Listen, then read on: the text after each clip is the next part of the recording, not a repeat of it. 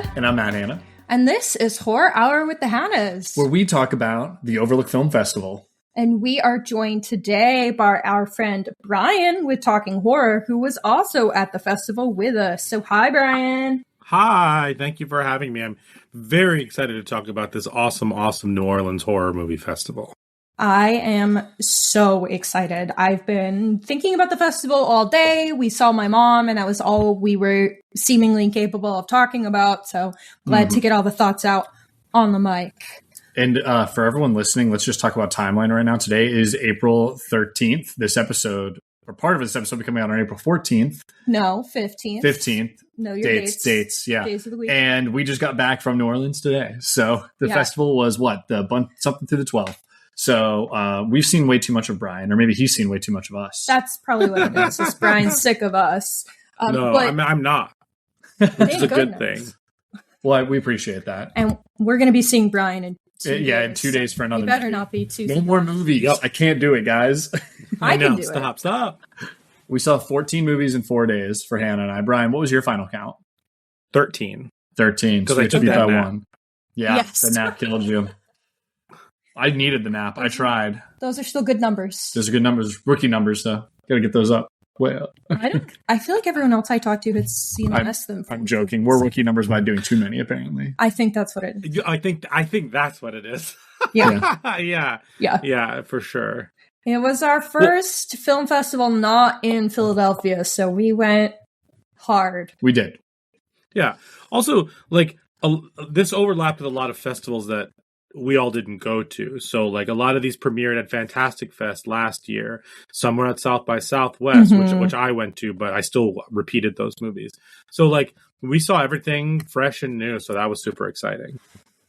Yeah. And so for the people at home, we did do a preview episode of what we were going to see. But if you didn't check that out, Overlook is basically a 4-day celebration of all things horror in New Orleans, a very haunted, fun city. So it was a really great time. We saw pretty much all horror and a couple horror comedies verging into maybe entirely comedy for one or two of them. But very fun. We're going to break down what movies we each saw on which days, and then we're going to do some superlatives and our overall film ranking of the fest. We are going to be splitting this up between our show and Bryan's show, Talking Horror. So once you finish this episode, make sure to go check it out on Bryan's show so you can hear the rest of what we're going to talk about. Yeah. No, I got nothing. Okay. Let's get into it. Okay, cool. I'm sleepy. Yeah, I know. I can tell. Yeah, for real. Man's brain is not working. Once we start talking, I'll be going. But yeah, I've been feeling pretty mushy today. So, all right. Okay, cool. So this whole thing started on Thursday, April 9th. Yes. We got into New Orleans the night before. Had a fun time. We flew with Bryan. Hannah and I sat in first class because we're bougie. No. Not really. It's because we got upgraded. Yeah. But There you go. So what did we start out with, Hannah? So our first film for all three of us on Thursday was Obsession. It was the big opening night film, the first, film of the festival. And Obsession is directed by Curry Barker. The plot description is hopelessly paralyzed by his unrequited crush on one of his closest friends. A lovelorn 20-something makes a wish on a mysterious novelty toy, only to find out that his dreams are far worse than any nightmare he could imagine in this bone-chilling relationship horror. And this was one of your most anticipated, right? It was, yes. Bryan, you had already seen this at South by, yes. So you kind of knew what to expect going in. Yeah, this was my second viewing of Obsession, and yet it was still one of my most anticipated. Not only because I wanted to enjoy it again, but because I was very excited to, having known where some of the scares were and where some of the laughs were, I was very excited to relive those moments with a new audience, and I definitely got that for sure. Yeah, we were sitting next to Dylan of Slasher Reviews, and I could tell he kept looking at me out of the corner of his eye to see how I was reacting to a lot of different scenes. So that was pretty fun. Matt, what were your thoughts on Obsession? I enjoyed it. I think I had very high expectations because everyone was so hyped beforehand. And also you're getting those pre-jitters of first movie of the whole fest out. So I think while I enjoyed it, I didn't love it the same way everyone else did, mainly just from, I think, the expectations. And I think on a repeat viewing, I'm going to like it more and it's going to go up. But overall, I think it's really well made and I did have a lot of fun with it. What about it do you think is well made? What about it is well made? Oh, well, overall, and this is not just this movie, I feel like we've complained about lighting in a lot of films and it's back. We know how to light again, or at least the movies at Overlook know how to light again. I think that from a unsettling standpoint, this movie does such a good job building its tension and its fear around a pretty silly concept. And it works very well. And then performances are actually great. They kind of have to be for this whole setup to work. Yeah, I completely agree. I thought it's a really dark movie, but it's also really funny. I definitely laughed out loud a few times, and I don't normally do that in theaters. I normally keep my laughter to myself. I think this is a really good looking movie, like you mentioned, Matt. I really like the texture of this movie. That was one of the things that I found most compelling about it visually. And like you said, the performances are really good. There is this one scare that I screamed out loud, like pretty high pitched. I remember. Like, I'm sure everyone in a 20-foot vicinity of me was like, okay, bitch. Luckily, we were on the balcony for that one. Yeah, there was just like this shock value of this one particular scene that was really well done. I think this movie escalates in a really fun way. And I'm glad they took it where they took it. Yeah, and people are peopling in this movie. I feel like movies like this, where there are high concepts, people don't people, where people are making choices for plot purposes and not justified by like what has been set up by who these people are in the writing and the acting. But I feel like the build of this movie also follows these characters' choices organically, and I really appreciate that, because there are some movies that it's just like, yeah, this character's only doing this because the plot needs them to do this. This one is like, these characters are doing this, and this is why the movie kind of like grows. I agree.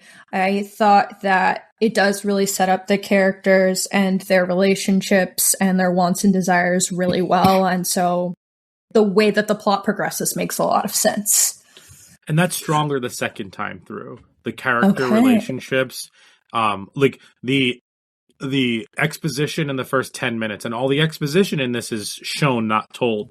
And so it was much stronger the second time when you kind of know how it ends, seeing how everything starts. And that was something I really appreciated second time through.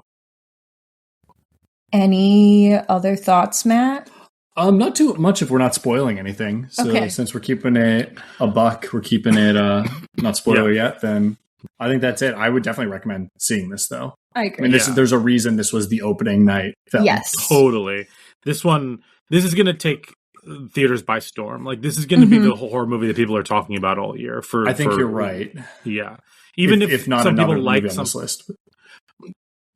I would argue that because this one feels more accessible for a certain age group, I think that this one is going to be talked about way more than another one potentially on the list later on. But we'll talk about that when we get to it. Yeah, I do think this is going to be huge. I think it deserves to be huge. And we're definitely going to do a full episode on it. So stay tuned for our eventual, more elaborated spoiler-free thoughts and then spoiler chat. Yeah, definitely. Of course. Agreed. Cool. That's all I got for it.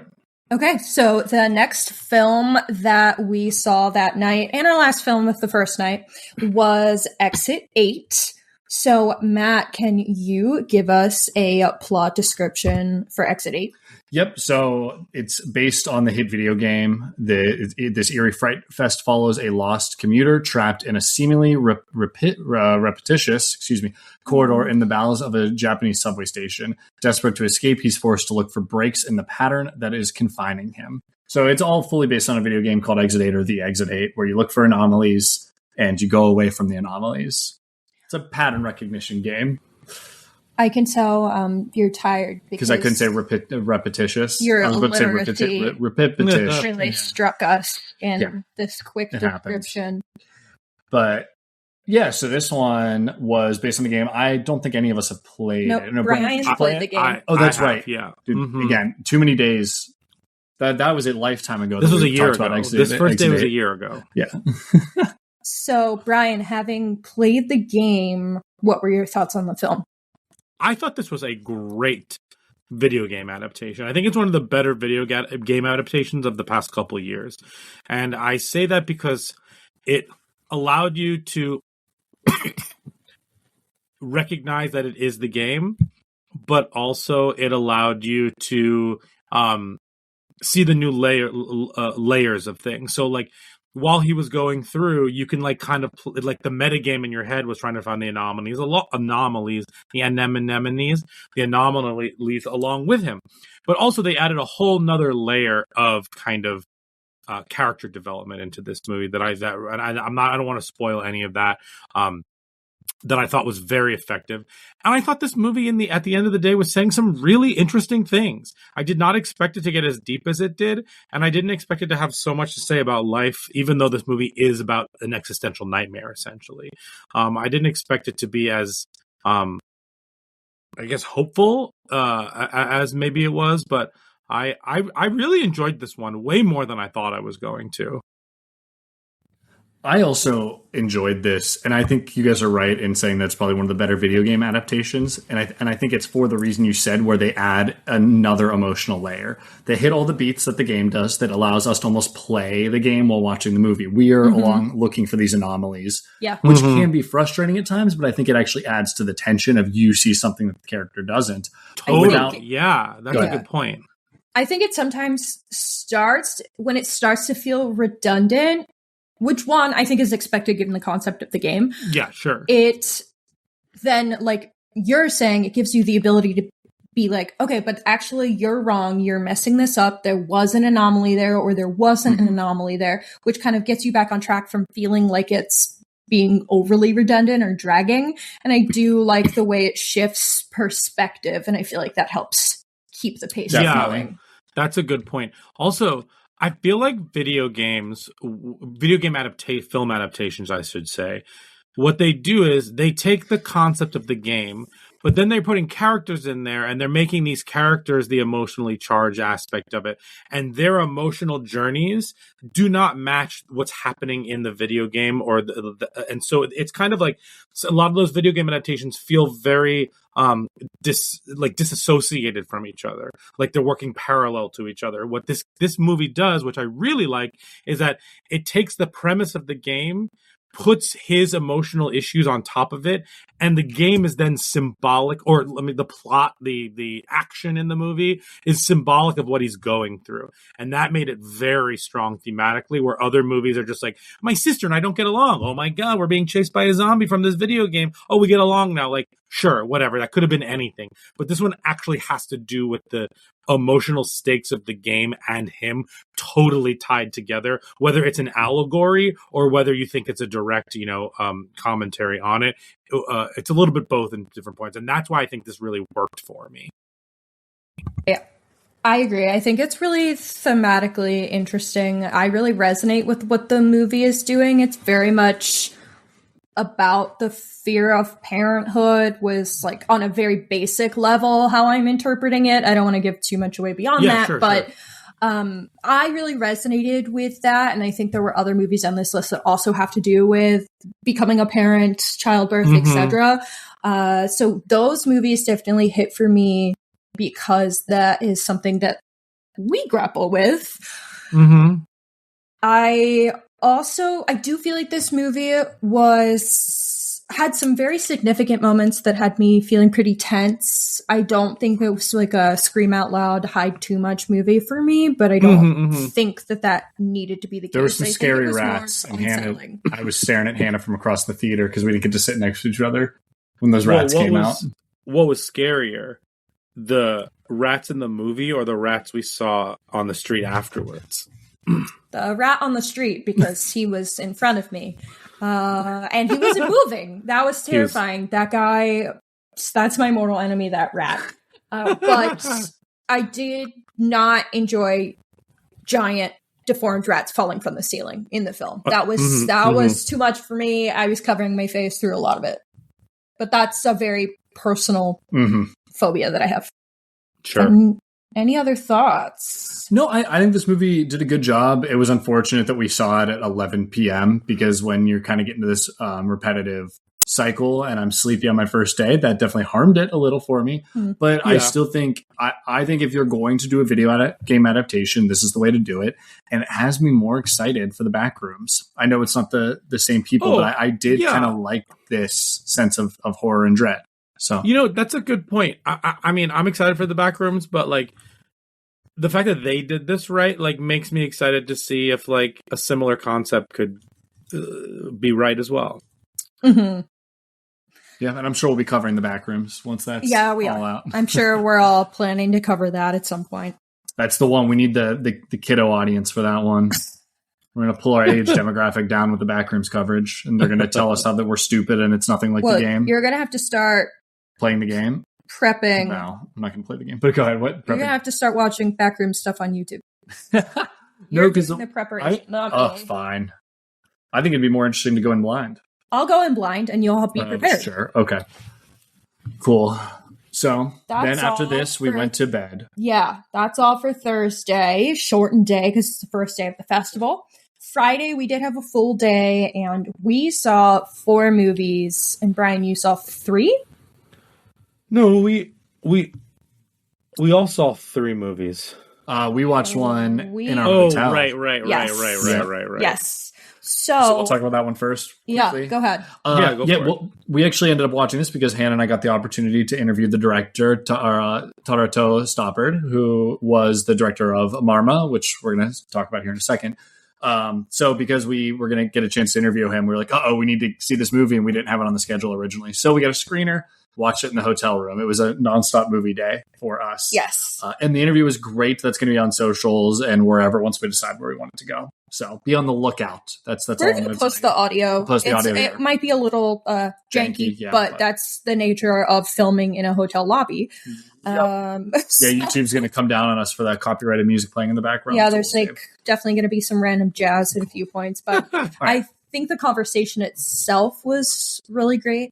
Definitely. So I'm excited. So I'm going to talk about this movie, though. So quick plot description. Mm-hmm. It's set on the moors of 1859, North Yorkshire. This gothic horror follows Mari, teacher who travels to the manor of a wealthy whaler in search of buried truths about her family. What she finds there is something far more threatening, dark secrets that define the grim legacy of the British Empire in this bone-chilling Kiwi tale. I like the term Kiwi there. Yeah. Brian, I know you have a screener of this. Did you get to watch it at all yet? No, but I watched another screener on the plane ride home that I'll talk about a little bit later. But I'm excited to watch this movie because I love a noir film. Not noir, a gothic horror, excuse me. So I'm excited for that, but I haven't watched this yet, no. Yeah, it is a beautiful looking film. The technical elements of this film, I was really impressed with. So I think you're going to love all of that. I think this film has gorgeous costuming, stunning production design. I really like the setting where it's filmed. The indoor castle space is beautiful.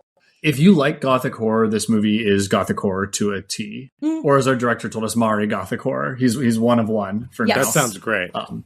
So if you like that, you are going to like this. I will say I liked it more after speaking with the director.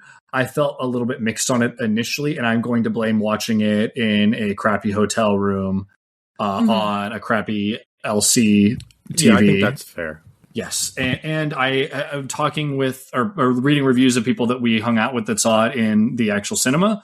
It sounded like it went over very well there, and I think it would have for us. So yeah. I feel like we did a disservice, but it's just how we had to get it done. I would also say I think I'm mixed on gothic horror in general. There are some that I really like, and there are plenty that I am, I guess I don't have the patience for, which is just a me problem. I've got too much TikTok brain, apparently. Yeah. As I accuse everyone else of having.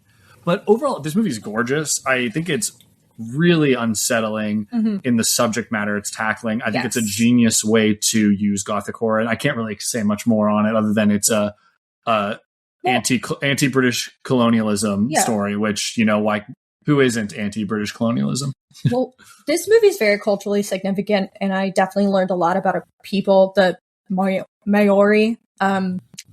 which is an indigenous people in New Zealand, which I was completely unfamiliar with. Like, I knew New Zealand obviously had similar issues that, you know, we had in the United States with colonialism and the indigenous. So I knew that, but I didn't know a lot of the details that this film, you know, kind of gets into, which was really interesting. The film reckons quite a bit with the need to understand like who we are, where we come from, who we come from, which I do think is a universal experience, but it's really beautiful to see the director himself exploring his own identity as Maori through making the film and then also through the main character's journey. And that's something, you know, we did talk with him about in the interview, but you can very much see it on screen. And I think there's a really cool connection between the whaling industry and the film's themes of obsessive cultural appropriation and destruction caused by colonialism. I think this is one of the deeper films that we saw. I mean, I don't know. No, I think so. Yeah. I think this film is very, very rich in meaning. Yeah, and it has an end that I think people are really going to like. Definitely. And it's also first in a hopeful trilogy. Yes, hopefully. Oh, that's cool. Also, at the end of the day, if a movie is fine and then the ending kills, like, I will remember that movie way more than not. Like, there are some movies that are incredible, and the ending is not bad, but not like killer, and it just like kind of falls into the abyss sometimes. You're I think you're gonna like the ending, especially if you do like gothic horror. Mm-hmm. I do very much so. But but on the flip side, I hate when something is marketed as a like horror movie, scary horror movie, and then it's just a gothic horror movie. It pisses me off. So I'm glad that this one is like allowing itself to be marketed as a gothic horror movie, because I've had that experience before where I'm just like, I would have liked this if I knew this was gothic going in. Crimson Peak, I mean, other movie that I'm not mentioning. Mm-hmm. Well, the director multiple times said this is modern gothic horror. That's cool. He also said that he had people, like, he didn't originally set out to necessarily make horror, but then while making it was like, oh, this is horror, this is horrific. Sure. And he said that, you know, he had some people that were like, this isn't horror. But first of all, it's definitely horror. And this is a reminder for everyone that anything that makes you feel a horrific emotion, disgust, tension, suspense, fear, obviously, those things fall under the horror umbrella and can be considered horror. Gothic movies fall under a subgenre of horror, even if it's not just like jump scare or whatever. Like, absolutely does. Well, I said to the director, because he said this whole thing, and I said, horror is just a genre that makes you feel things you don't want to feel. And he was like, oh, I love that. So I think he's going to be stealing that and using it when talking about the movie. Because he brought it up. He did. He brought it up multiple times. He's like, it's a genre that makes you feel things you don't want to feel. If that's the case, Mr. Humble over here. Yeah. Yeah, Matt's the most humble guy I know. He's not going to give us credit. If he did, though, that'd be crazy. If he was like, some podcasters. No, he would have no. Horror Hour with the Hannahs. That would be happening. They're very astute. You know? That's okay. He was a really cool guy to talk to, though. We chatted for a while off mic, so yeah, we have plenty of great things to say. But we can move into the first movie that the three of us watched together, which is Never After Dark. Yes, we saw all the movies that, aside from I wasn't like cuddling in bed with you while you watched Mamara, but the rest of the three movies, I think we had the same Friday exactly. Yes, we did.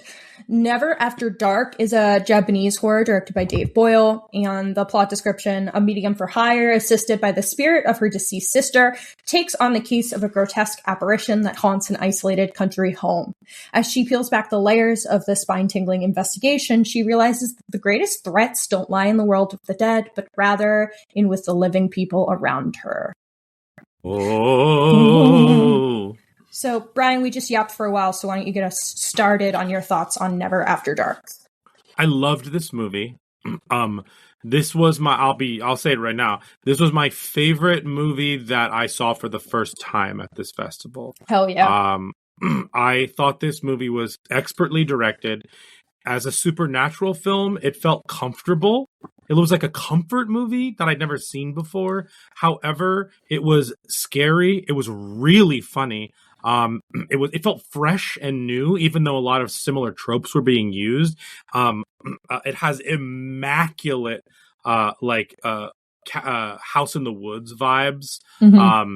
And I think the acting is great, but more importantly, and maybe most importantly, we talked a bit about this, at the festival with other people. There are supernatural elements of this film that the director clearly wants you to not worry about them being a twist. These are these supernatural plot points that are not treated as twists. They are treated as a fabric of the world building. Whereas if this was an American film, it would have been an Act 1 or Act 2 twist. But there's no twist here in terms of in terms of that kind of stuff. There's lots of fun stuff at the end of the movie.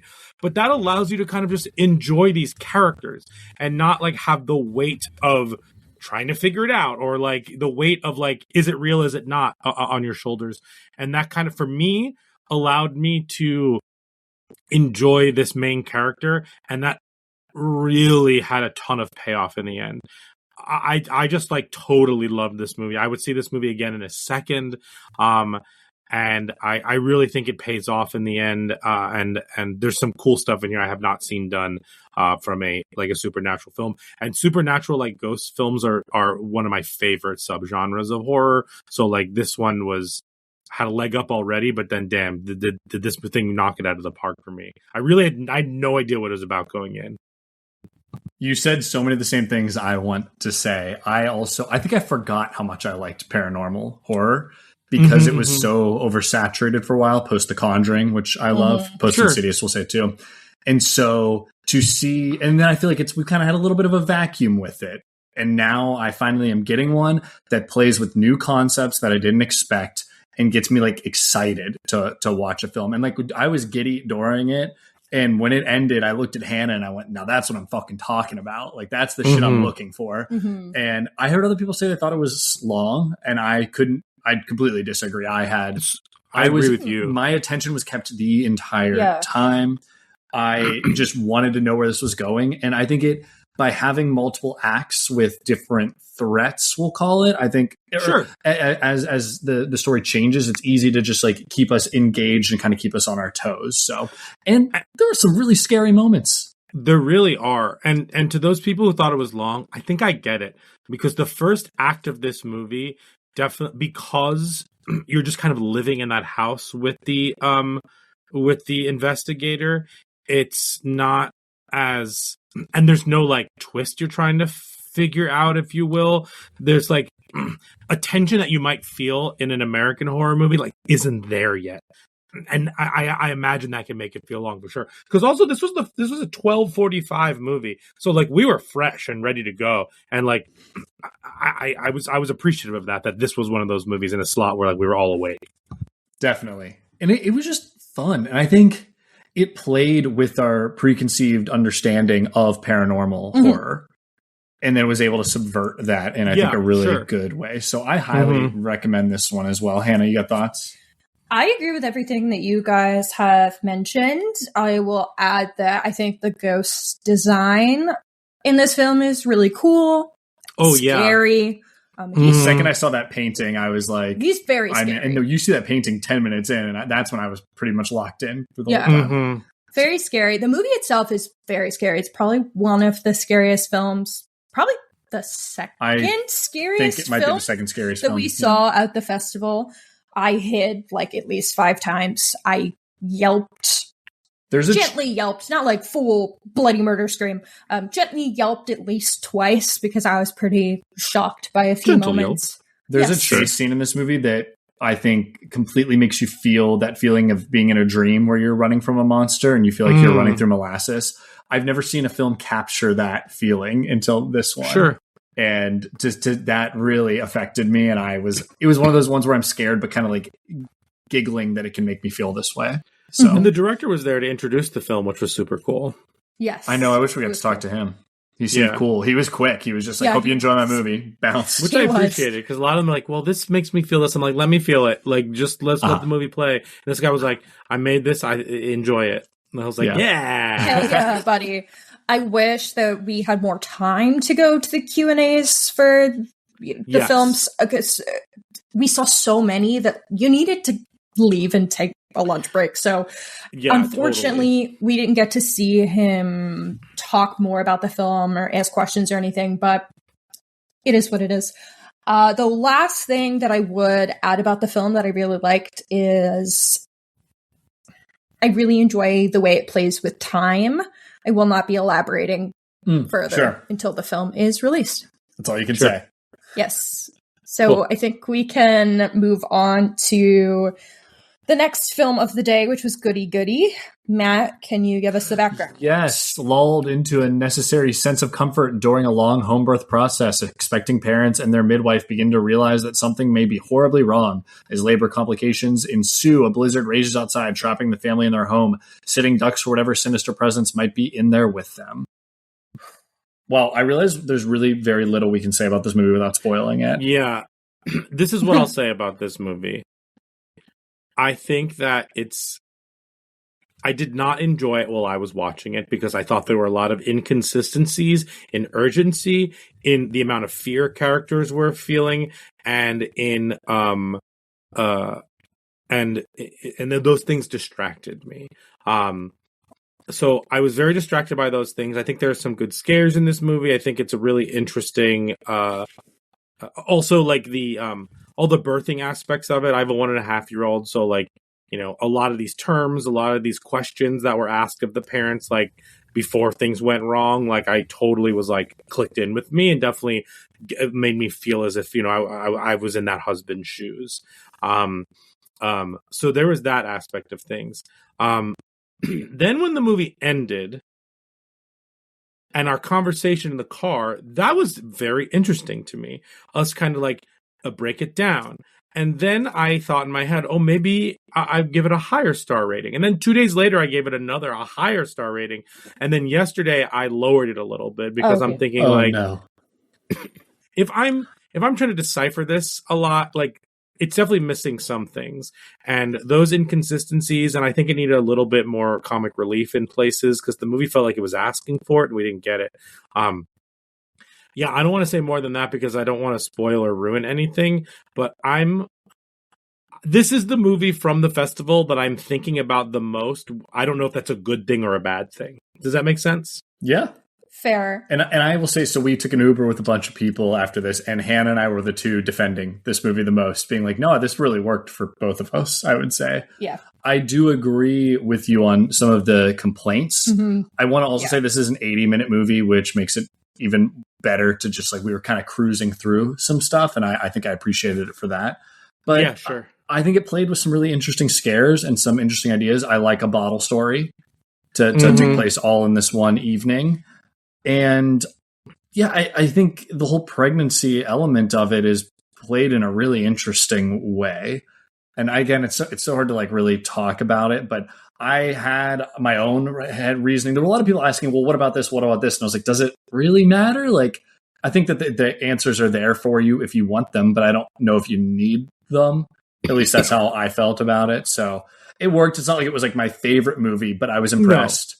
Also, the director was there beforehand. He was very passionate. Yeah, he was like choked up, and he said some really awesome stuff. It was the world premiere of the film as well, so it was really meaningful. We also sat like right in front of the actors for the movie too, which was crazy. Yeah. So I, like Matt mentioned, I did quite like the film.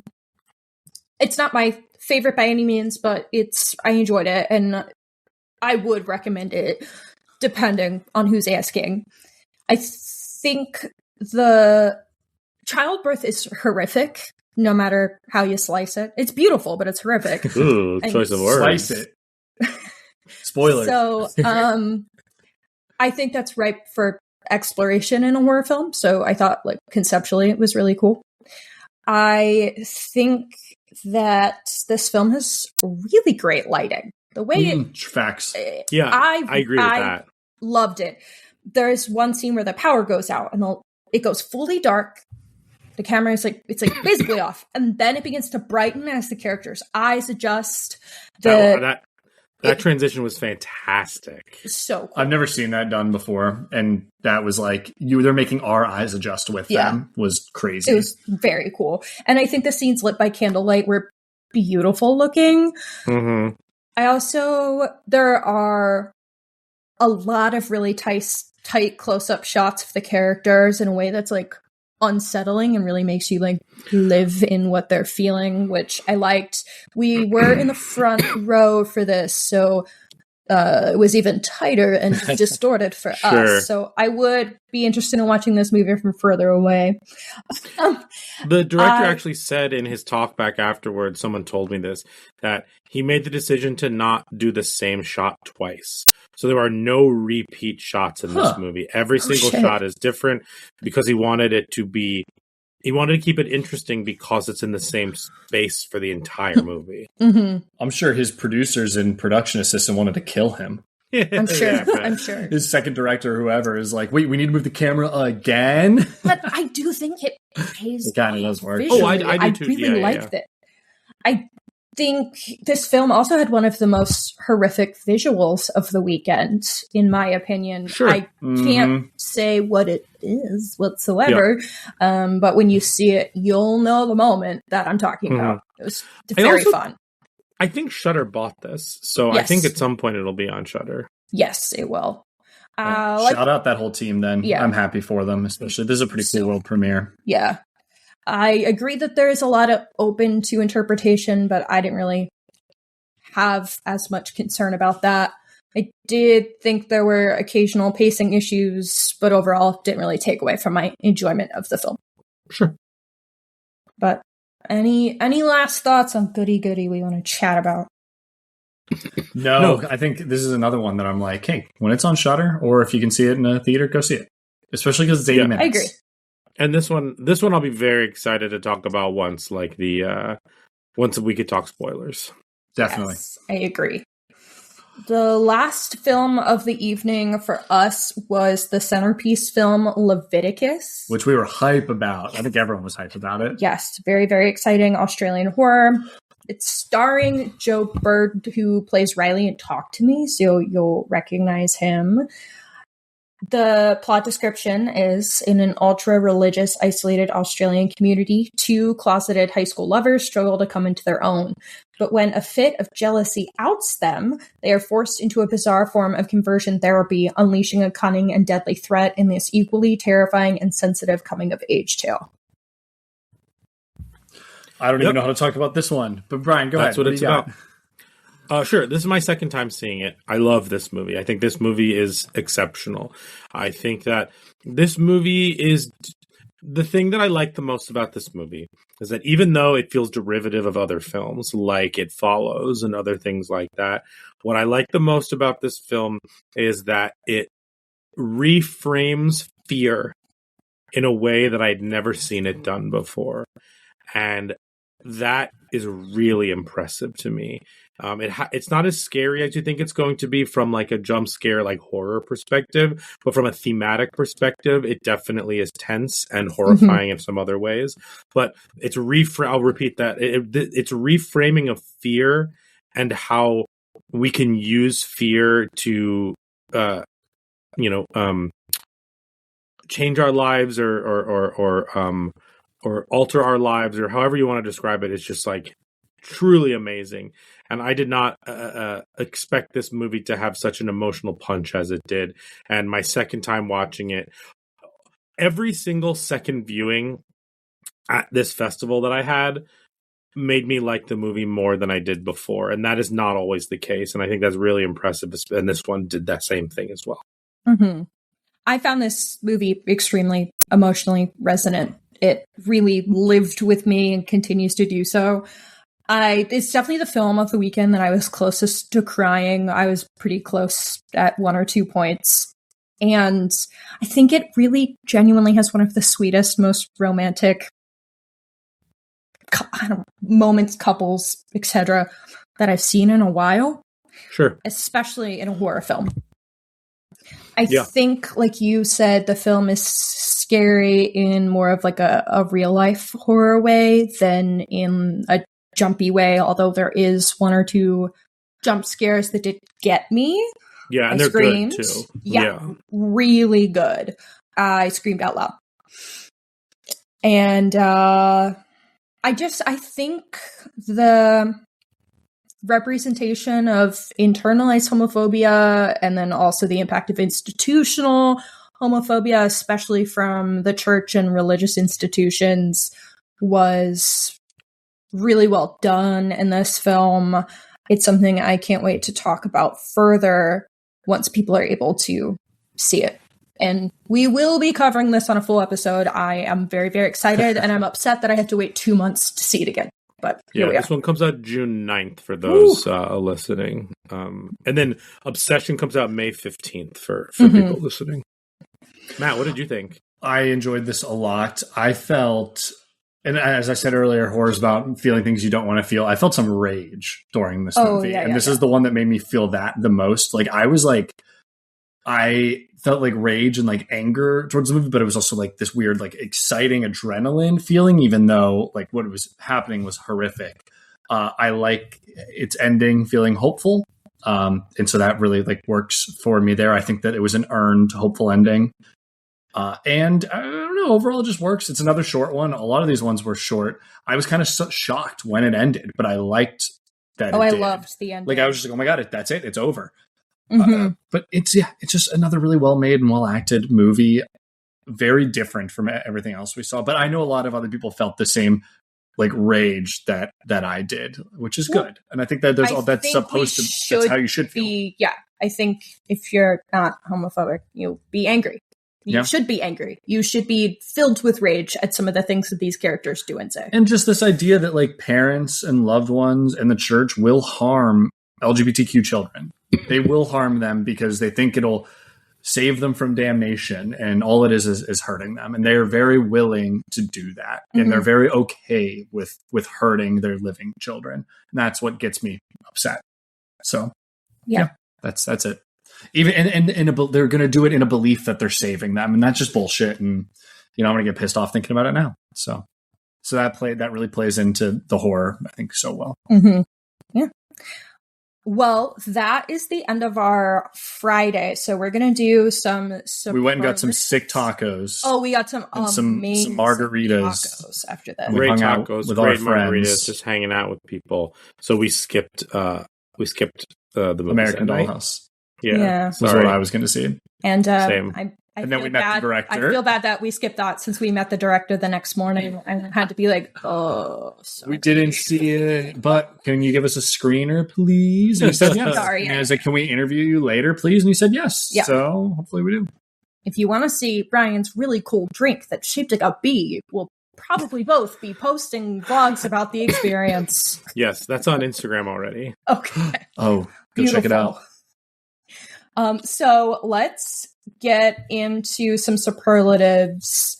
I know some of the categories we might be saying a movie that we haven't talked about yet. Part 2. That's fine. If that's the case, just say it and move on. This is called a hook. Yeah, you got to listen to part 2 to Brian's show. You can't just listen to us. Okay. So, most disappointing film of the festival for you? Me? Easy. Affection, easily. Affection pissed me off. That movie. Well, I didn't expect anything, so I don't know if I can call it disappointing. But like I did, I was annoyed. It was a very frustrating watch. That's what I would say. What movie did you have expectations for and it actually disappointed you versus a movie that you just didn't enjoy?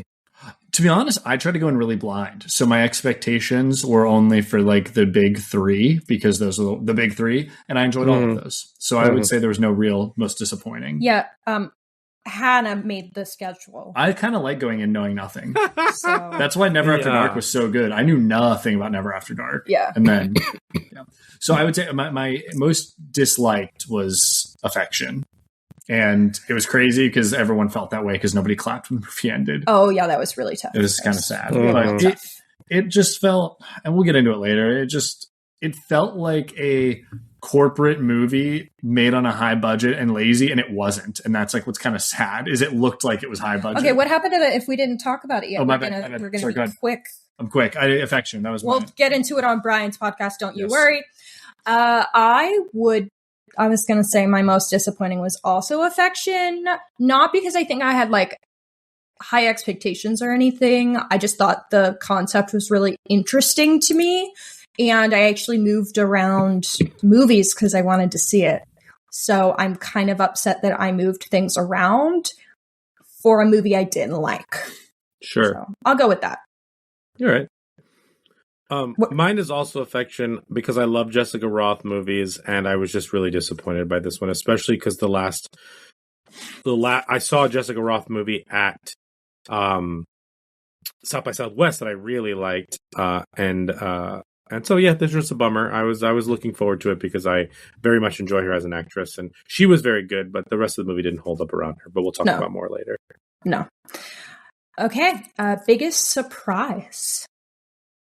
For me, it was Never After Dark, easily. Yeah. I would also go Never After Dark, but to mix things up ever so slightly, I'll also say Saccharine from our third day of movie watching was surprising for me. It was better than I think I thought it would be. Mine's Family Movie. I enjoyed that a lot more than I thought I would. I thought I was going to enjoy it on like a charming level where like this family is fun, the Bacons are fun, but I enjoyed it on it was really funny. So we'll talk more about that on the other episode. But yeah, that was my most surprising. Okay. So I know you just mentioned comedy. What did we think was the funniest movie that we got to see? Straight to me, it was Buddy for me. Buddy was so Buddy funny. Is right up my sense of humor. So, and it's the same guy that did Too Many Cooks, which I also think is very funny. So. Yeah.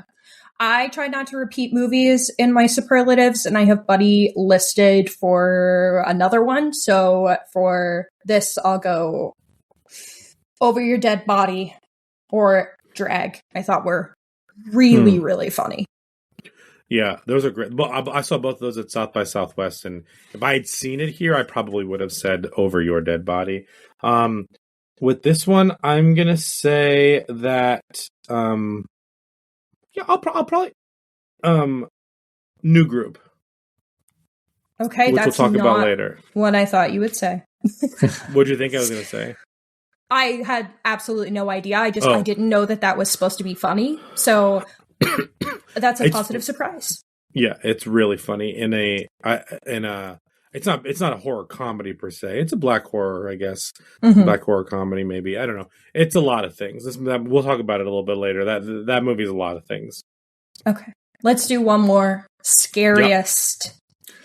If we're coming to me again, easily Hokum was the scariest. And I'm not going to say anything else because I want to talk about it on Brian's show. Yep, I'm going to go Hokum. I think my screams and hides speak for themselves. Yeah, my answer is also Hokum, but I'm just going to say the scares and suffocation were very good, even if I didn't enjoy the total movie. So I'll just to spread the love a little bit. I agree completely. That did have some really scary moments for me.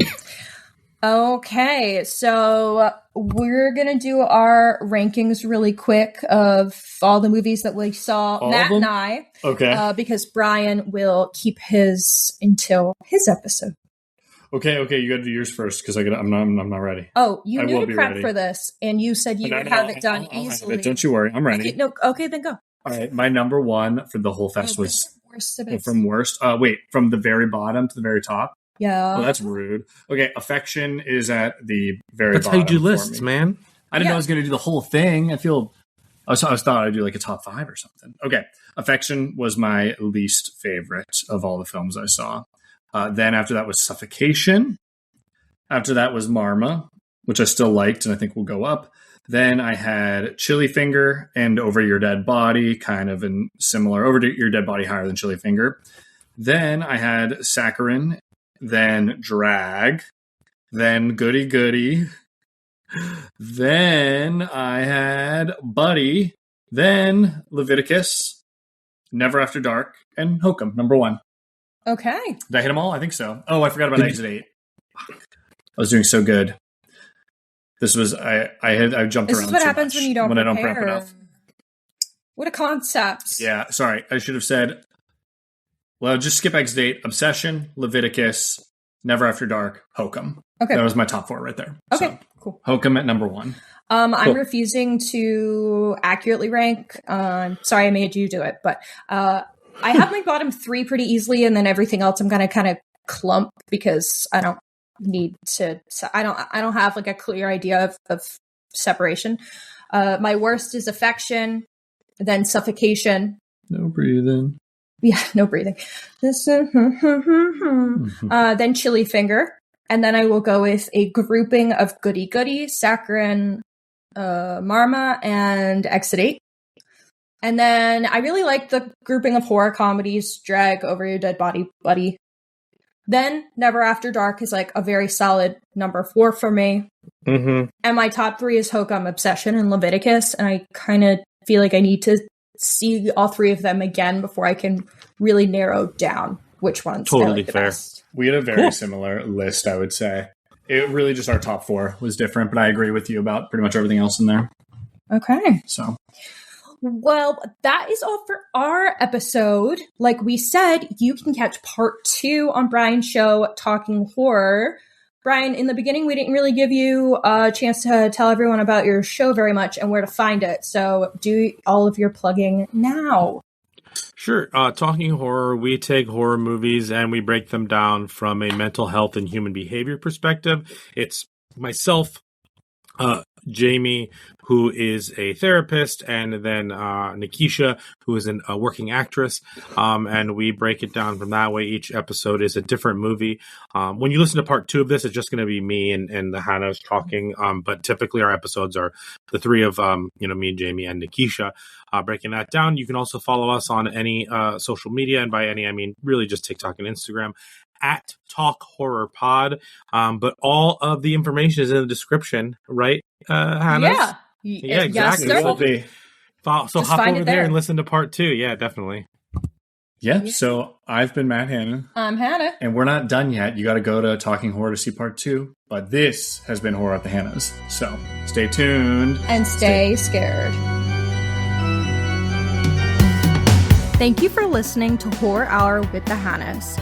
Make sure to listen to future episodes on Spotify, Apple Podcasts, Amazon Music, or wherever else you can find podcasts. You can also find us on YouTube, where we post episodes and shorts. You can follow us at Horror Hour with the Hannahs on TikTok and Instagram, as well as at Horror Hour on Blue Sky for more content. If you like the podcast, please follow and leave a review on your favorite podcasting app. Happy hauntings!